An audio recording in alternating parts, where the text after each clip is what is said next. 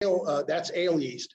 Lager yeast likes to live on the bottom of the container of your wort, and it likes to live at like 55 or 50 or even a little lower degrees Fahrenheit. They create a different flavor profile in the beer as you've tasted. And we have some of each back there, by the way. Lager yeast was just discovered within the last 10 or 15 years to have invaded Europe by accident from the New World in about 1600.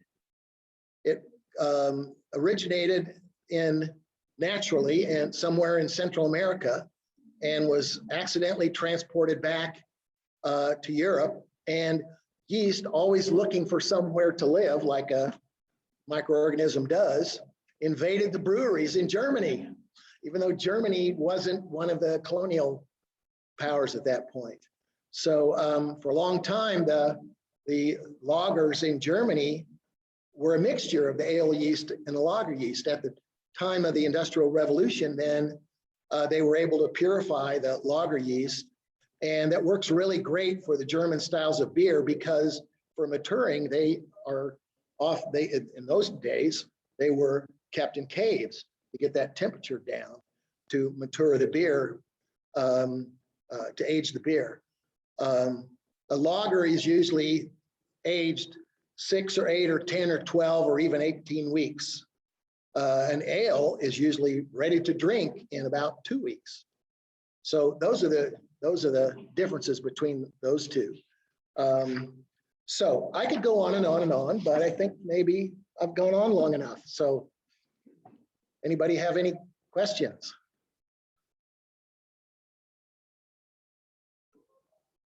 Mm-hmm. Yes, well, we have okay, for the Zoomers. He asked, we mentioned the reverse osmosis filter. Does that take out the chlorine? No. We have a particulate filter and then a carbon filter and then the reverse osmosis filter. Somewhere in there, depending upon the style of the beer, will also heat that water up to maybe 185 degrees overnight. And the chlorine and the fluoride come out at that point, because we don't want them in the, and the carbon filter does a lot of that, but we want to make sure that it's all out. So, other questions? Jim? Oh.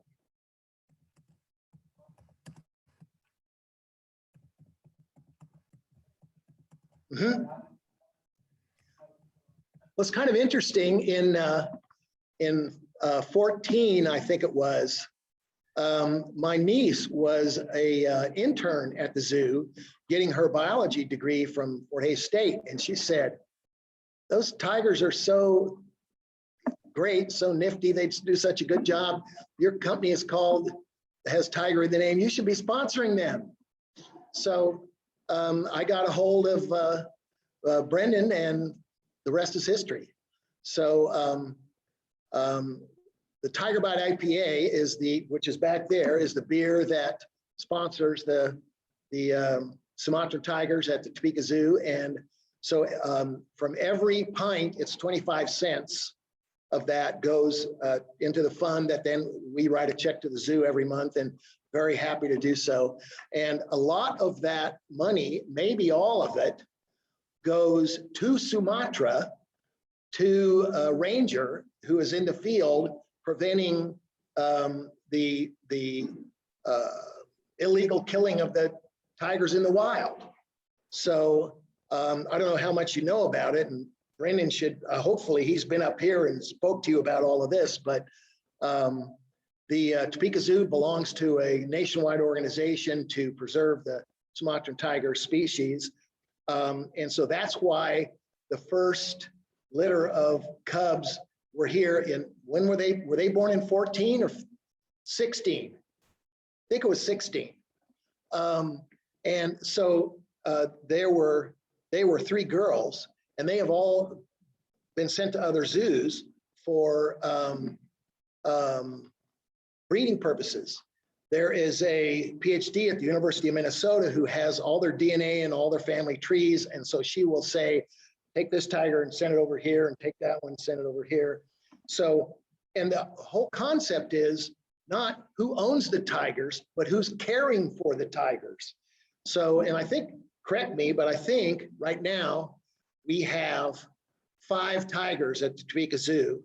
The mom and dad and 2 of the boy cubs and 1 girl cub from the latest litter, but they're old enough now. Mom kicks them out in the wild. Mom kicks them out after a couple of years. So they're old enough, like 2.5 at this point, I think, and ready to be sent out. So, and one of those that there were 4 cubs in this second litter, and one of those boy cubs has already been sent out to another zoo. And have to be really careful. To me, that would be a marketing opportunity, but you don't want to really do that until the tiger has arrived at the other place, because there's idiot animal activists that would interfere and who don't understand what a good job the zoo does at taking care of the tigers. So, long answer. I could go on about that too. Well, John Dean, the brewmaster, decides that. Many brewers are kind of inward looking, and they brew what they like. And you go to their brewery and all the beers taste the same. And John is the opposite of that. He is always talking to people as to what they like about this beer and what they tasted at another brewery and those kinds of things. He also likes to challenge himself. There may be 103, 105 beer styles recognized across the world. And so every year he wants to add 1 or 2 or 3 that he hasn't brewed before, plus making up beers from scratch out of his creativity. Very creative man. I don't interfere in that. I have often said I don't want to be the Pope that told Michelangelo what to paint on the ceiling. Vince. Yes. When you go by on 37th Street, you can see the stone portion of our building. That is a farmhouse built in 1890, when 37th Street obviously was a dirt road. And so that whole triangle there and more land beyond that was part of that farm. It remained a farmhouse until sometime, or at least a home that people lived in sometime into the 50s, because I have spoken to an older lady who was born there, who's still alive and wandering around. Her name is Helen. And some of you may have, there's rumors out around Topeka that the building is haunted, and they call the ghost Helen. I hate to tell you, Helen is still alive. And so it became grandmother's discotheque in around 1970. Before that, I kind of jumped in the middle. Maybe in 1959, something like that, it became Helen's Party House, and it was named after the last person who lived there when it was a private home. And that would be a place for anniversary dinners or rehearsal dinners, that kind of thing. And it was, even before that, it was McFarland's Hilltop Cafe, the McFarland family in Topeka that only ceased their last restaurant last year, I think. That family had restaurants in Topeka for that long, maybe a century. So then when I was in college, it was grandmother's nightclub. And I used to park my car where the fermenting tanks are now. That half of the building wasn't built. Building's been built onto 1, 2, 3, 4, 5, 6 times that I know about. So that also makes it a maintenance challenge. 9 air conditioning, heating units. All the electrical is new since 1960. So, and we're having, while I'm here, probably, we're having one of those air conditioning units replaced today because the one that was up there is from like about 1965, something like that. And it finally can't get any parts for it. So it's getting replaced. So yeah, it's a very interesting building and we've worked hard on the ambiance. And Bob Zabel was the owner when it was Grandmother's and when it was the Showcase Dinner Theater and when it was the Loft Steakhouse. And so all of that cedar and stone ambiance that's there is out of his head.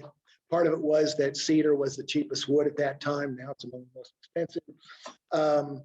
And so all of the work that I've done on it is to make the building more like itself. Haven't really changed anything dramatically, just kept it up and built it up. So, other questions? Yeah, Judy.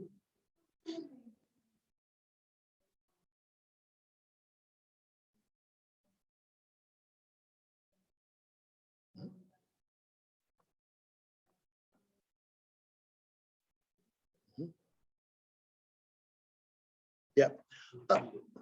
Yeah. Oh, good point. Repeat the question. How do we maintain the flavor profile of the beer batch after batch to make it be the same? I have to lay that at the feet of John Dean again. He is in the right job for him. It's a calling for him, not a job. He has the most sensitive palate that I have ever met. He tastes things or smells things that are beyond me. So you wouldn't be surprised if a master baker could eat a cake from someone else and enjoy it and go back to their kitchen and make the same cake, okay? By eating it, that master baker knows the recipe. It's the same thing with John, pardon me, and beer. So, and with that sensitive palate, then he can also taste any fault in the beer. You've heard of skunkiness as a problem for beer. There's also oxidation, there's isovaleric acid, there's diacetyl, there's 10 or 11 or 12 of those faults. I've taken the class to try to know how to taste them. The trouble is I don't get to practice because I drink the Blind Tiger beer that doesn't have any of those. So it's a matter of doing the recipe exactly. And it's a matter of not allowing those faults in and being a tremendous brewer. So I don't know what else to tell you than that. Never have. John, in his entire career as a brewer, never needed to throw a batch out, ever.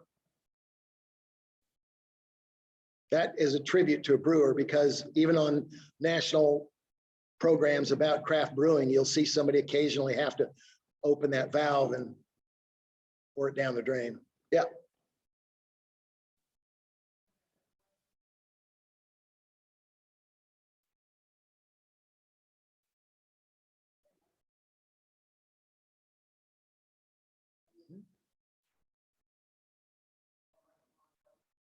Mm-hmm.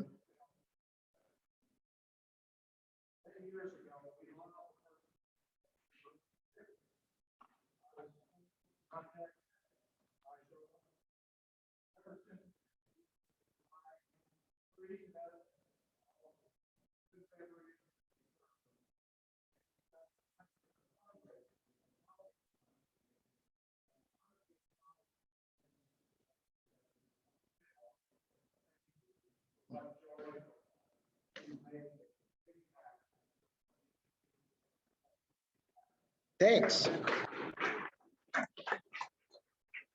So what do you think? One more question? One more question? Yes. You know, it's a rivalry and it goes back and forth. You put all the wheat beers together, we have the unfiltered wheat the filtered wheat, the raspberry wheat, the apricot wheat.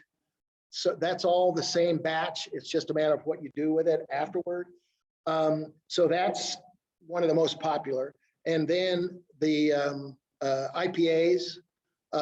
Right now we have 3 different IPAs on tap, and that varies a little bit. So those are right up there.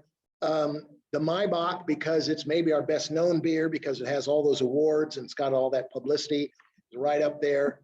So, but then often it's the new beer that John has made, which is a new and different beer, maybe twice a month. Well, thanks everybody.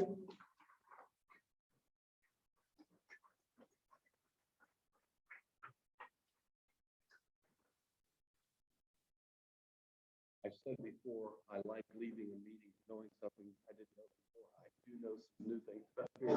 That was great. Thank you, Jay. Super. And I would also mention he's been a great supporter of Capper, and Jim will attest to that. So anyway, I think that covers it. Reminder, no meeting next Thursday because of the proximity to the July 4th holiday. The next meeting will be July 8th, and it will be, because it's the second Thursday, it will be Zoom only.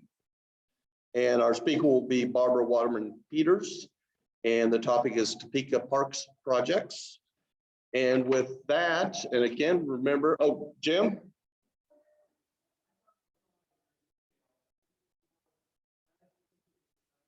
That is true. Wow. Thank you. Thank you. Appreciate it.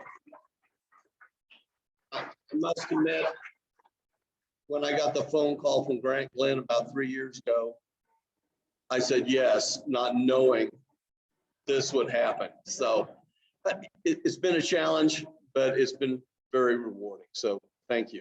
Appreciate it. Let's stand for the four-way test. Of the things we think, say, or do, is it the truth? Is it fair to all concerned? Will it build goodwill and better friendships? Will it be beneficial to all concerned? And will it be fun and kind? And I forgot to mention, we will be donating this book to Ross Elementary School to commemorate Jay's presentation, and we'll ask Jay to sign the bookplate.